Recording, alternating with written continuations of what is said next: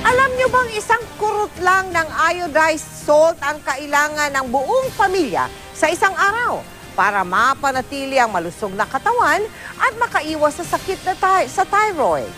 Pero para sa mga nagbubuntis, ang kakulangan sa iodine ay maaari ring makaapekto sa kalusugan ng kanilang sanggol. Tunghayan po ninyo. Sa unang tingin, aakalain mong 10 taong gulang lang si Meradel. Maliliit ang mga kamay at maiigsi ang mga binti. At may tangkad na 4 na talampakan lamang. Pero kung inyong tatanungin, siya'y 26 na taong gulang na. Masakit. Binubuli nila siya ko eh.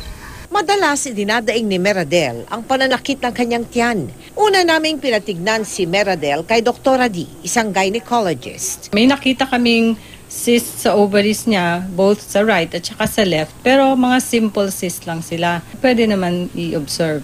Halos kasi wala siyang breast development.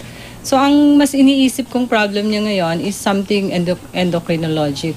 Inilapit namin si Meradel kay Dr. Asis, isang endocrinologist. Dito namin nalaman na may hypothyroidism din pala ang dalaga mula ng isilang. Kailangan enough din yung thyroid hormone. So kung hindi, ganun sila.